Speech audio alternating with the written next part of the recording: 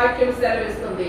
నీవెప్పుడు వరకైతే ఆత్మ అనే అగ్నితో దహించబడవో, నీవెప్పుడు వరకైతే ఆత్మతో కాలుచున్న మంటలోకి నువ్వు కనపడే విధానంలోనికి ప్రవేశించవో, అప్పటి వరకు కూడా ఈ లోకం అనే అగ్ని మనల్ని దహించి వేస్తూ ఉంటది. దేవుని అగ్నితో మనం నింపబడకపోతే ఈ లోకంలో మరొక అగ్ని ఉంటుంది, దురాత్మ అనే అగ్ని. ఆ అగ్ని మనల్ని కాల్చి వేస్తుంది. దేవుని బిడ్డ, విద్యార్థి దేశంలో ఎటువంటి మంట లేకపోయింది, ఎటువంటి అగ్ని లేకపోయింది. అతనికి ప్రయాణం చేసి హోరేబను పర్వతమునకు వచ్చాడు. ఈ రోజున ప్రియ దేవుని బిడ్డ, దేవుని సన్నిధి బహు ప్రాముఖ్యమైనది గుర్తించాలి. అప్పుడు రోజుల్లో విశ్వాసులు అరగంట, గంట, 2 గంటల ముందు చర్చికి వచ్చి ఉదయకాలమే లేచి వారు వంటలు చేసుకొని 6 వచ్చి మోకాళ్ళని గంటల తరబడి దేవుని సన్నిధిలో వారి యొక్క రోదనములు వినిపించుకునేవారు, దేవునితో మాట్లాడుకునేవారు. ప్రభు, ఈ రోజు నీ వాక్యం చేత నాతో మాట్లాడు, నాలో ఉన్న లోపములను కడిగి శుద్ధి చేయి ప్రభు, నా పాపముల అపరాధములు కడిగి శుద్ధి చేయి, నీ వాక్యము నాలో నింపబడాలి అని వారు వచ్చి గంటల తరబడి ప్రార్థించుకున్నప్పుడే ఆ వాక్యం వారిలో పనిచేసేది. ఆ యజ్ఞాన మంటతో వారు నింపబడి ఆ వారమంతా కూడా వారి ఇంటిలో కూడా అగ్ని మండుతూనే ఉండేది. అగ్నితో వారు నింపబడుతూనే ఉండేవారు. ఈ రోజుల్లో ఏదండి అగ్ని మంట? తలపొడి వస్తే టాబ్లెట్ వేసుకోవాలి, కాళ్ళకు వస్తే హాస్పిటల్కి వెళ్ళాలి, నీటిలో రోగం వస్తే బాగుపడతలేదు. కారణాలు ఏంటి? ఒకసారి మనం ఆలోచించాలి. దేవుని మంటతో నింపబడు నీవు బ్రతికిన కొద్ది కాలమైనా సరే అగ్ని వలె మండుచు బ్రతికి దేవుని కొరకు ఆరిపో, ఏం పర్వాలేదు. ఒక యోహాను వలె, యోహాను గురించి సాక్ష్యం చెప్తున్నాడు. యోహాను గురించి గొప్ప సాక్ష్యం ఉన్నది. ఆయన మండుచున్న దీపమై ఉన్నాడు. ఏది దేవుని బిడ్డ మనలో మంట? ఓ నలుగురు కూర్చొని ప్రార్థన చేసుకుంటే ఏదో నా ప్రార్థన అవసరం వచ్చిందా, నలుగురు కోసం ప్రార్థన చేసేసారా, ముగించేశారా? ఏదండి మనలో మంట? ఏది? మంటను కలిగి ఉండాలి. ఎప్పుడైతే ఆ పొదలో మంటను చూశాడు, దేవుని యొక్క అవతల ఆ యొక్క శక్తిని చూడటానికి, ఎప్పుడైతే ఒక పొద నడిమి అగ్ని జ్వాలలో యెహోవా దూత అతనికి ప్రత్యక్షమాయెను. దేవునికి మహిమ కలుగును గాక. హల్లెలూయా. ప్రియ దేవుని బిడ్డ, దేవుని యొక్క దూత ఆ అగ్ని మధ్యలో ప్రత్యక్షమైందంట. దేవుని దూత అగ్ని మధ్యలో ప్రత్యక్షం. నువ్వు ఎప్పుడైనా సరే నువ్వు మోకాళ్ళని కడిగి నీ సన్నిధిలో, దేవుని సన్నిధిలో ప్రార్థించినప్పుడు దేవుని ప్రసన్నతను చూడాలి, దేవుని సకిన మేఘమును చూడాలి. నీవు ఆయన అగ్ని చేత నువ్వు కప్పబడినట్లు చూడాలి. యెషయా అంటాడు 6వ అధ్యాయంలో, దేవుడు ఏం చేశాడంట? తన నాడికిని కాల్చాడు. అగ్ని చేత కాల్చినట్లు చూస్తూ ఉన్నాం. ఎప్పుడైతే దేవుని చూశాడో, ఎప్పుడైతే శరావులను చూశాడో, ఎప్పుడైతే దేవుని దూతలను చూశాడో, అప్పుడు అతని యొద్దకు రాబడింది దేవుని దూత యొక్క చేతుల నుండి అగ్ని నాలుక కాల్చబడింది.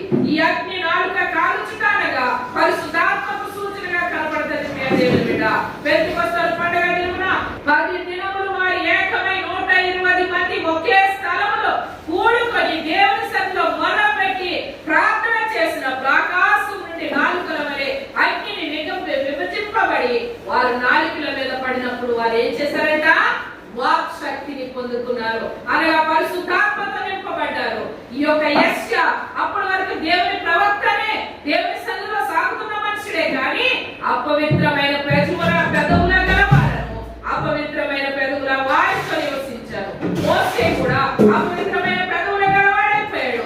అపవిత్రమైన పెదవుల గలవారి మధ్యలో నివసించాడు విద్యార్థి దేశంలో. అందుకే దేవుడు అతనితో మాట్లాడలేదు 40 సంవత్సరంలో. దేవుడు అతనితో ఏమి చెప్పలేదు 40 సంవత్సరంలో. ఎప్పుడైతే కొంత దూరం వెలిచి వచ్చాడో, అరణ్యంలోనికి వచ్చాడో, దేవుని హోరేబను పర్వతంలోకి వచ్చాడో, అప్పుడు దేవుని అగ్ని అతనికి కనపడింది. ఆ అగ్నిలో దేవదూత ప్రత్యక్షమైంది. దేవుని మాట మోషే వినగలుగుతూ ఉన్నాడు. ఆ అగ్ని జ్వాల యెహోవా దూత అతనికి ప్రత్యక్షమాయెను. అతను చూచినప్పుడు అగ్ని వలన పొద మండుచుండే, కానీ చిత్రం ఏమిటి అంటే పొద కాలిపోవటం లేదు. ఇది విచిత్రం. ఆలోచించండి దేవుని బిడ్డ. ఒక మంట కలుగుతూ ఉంది, ఒక పచ్చి చెట్లలో అగ్గి పుట్టింది, కానీ ఆ పొద కాలిపోవటం లేదు. అంటే ఎంత పరిశుద్ధమైన స్థలం అది ఆలోచించండి. దేవుని యొక్క సన్నిధి ఉన్నటువంటి స్థలం ఎంత పరిశుద్ధమో ఆలోచించండి దేవుని బిడ్డ. దేవుడు మనతో మాట్లాడుతున్న మాట ఏంటి అంటే, నీవు దేవుని ఆత్మని అగ్ని లోపల నీతో ఉండాలి, అగ్ని నీవు ఉండాలి అగ్నితో. ఎందుకంటే వాక్యం సెలవుతున్న లోకాసు వార్త, ఆయన అగ్ని అయి రాబోతున్నాడు, అగ్ని మేఘములతో రథములతో ఆయన రాబోతున్నాడు. ఆయన అగ్ని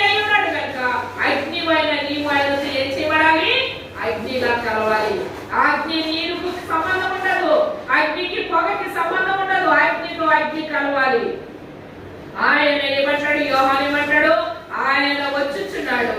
ఆయన చెప్పులు ఎవరిని విప్పుడకైనా నేను యోగ్యులను కానంటాడు. నేను నీళ్ళలో మీకు బాప్తిసం ఇచ్చుచున్నాను.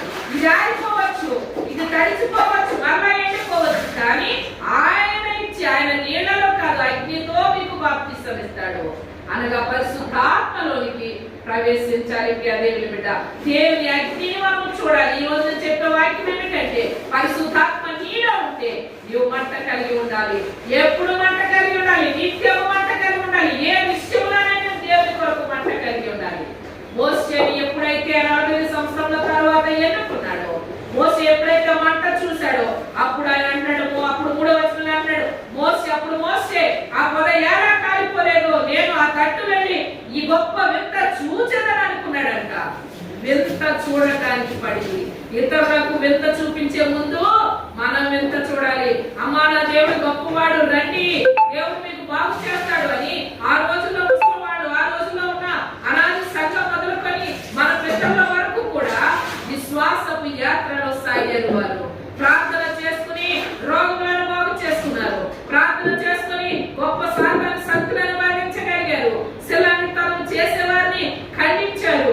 వారి రోజుల్లో ఉన్నటువంటి శిలంతనం వాళ్ళకి నిల్చోబెట్టి వారు చేసినటువంటి శిలంతనం తిరిగి వారి మీద పడి వారికి మొత్తి సాధన నశించేటట్టు ప్రార్థన చేసేవారు. మరి ఈ రోజుల్లో ఉందా? 10 నిమిషాలు ప్రార్థన చేయాలంటే నీ ఇంట్లో ఉన్న సంసారాన్ని గంటలు దేవుడు ఇచ్చినా సరిపోవట్లేదు. చక్కబెట్టుకోవడానికి 24 గంటలు దేవుడు ఇచ్చిన 1 గంట ప్రార్థన చేయడానికి తీరిక రావట్లేదు మనకి. ఈ రోజుల్లో 1 గంట బైబిల్ చదవడానికి తీరిక లేదు మనకి. చూడండి, ఒక పాపం అనేది ఎలాంటిది అంట, అది పీవిరించి తినేస్తుంది. ఓ చిన్నది అగ్ని అనుకోండి, ఆ చిన్న అగ్ని ఏం చేస్తుంది? అరణ్యం అంతటిని కాల్చి వేస్తుందంట. మరి అలాంటిది ఒక చిన్న చెడు కార్యము దేవుని మంట నీలో లేకుండా సాధారణ మంట నీలో కానీ కుటుంబంలో కానీ ఉంటే ఏం చేస్తుంది? కాల్చి వేస్తుంది. ప్రియ దేవుని బిడ్డ, అందుచేతనే దేవుని మంటతో రగిలిపోవాలి. నీవు ప్రార్థన చేస్తే ఆత్మలో నువ్వు సంతోషించాలి, ఆత్మలో నువ్వు ఆనందించాలి దేవుని కొరకు. అది దేవునితో నువ్వు కలిసినటువంటి ప్రార్థన.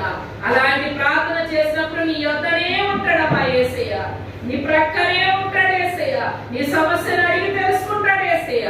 మరి నీవు ఆయనకి అగ్ని వలె మండకుండా, అగ్ని అయిన దేవునితో నువ్వు అగ్ని వలె కలవకుండా ఆరిపోయిన నీడ వలె ప్రార్థన చేస్తూ ఉంటే ప్రయోజనం ఏమిటి? ప్రియ దేవుని బిడ్డ, మోసేను పిలుచుకున్నాడు.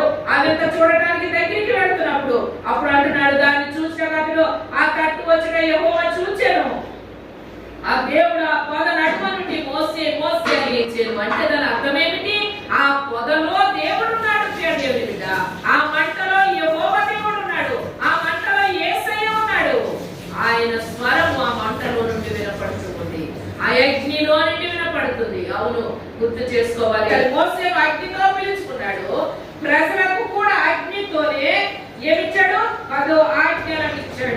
రాత్రి పగలకు నుండి దేవుని సన్నిధిలో ప్రార్థిస్తూ దేవుని సన్నిధిలో గడిపినప్పుడు అగ్ని ద్వారా రాయబడినటువంటి యొక్క శాసనములను 10 ఆజ్ఞలను దేవుడు ఆ మోసే చేతికి ఇచ్చినట్టుగా చూస్తాం.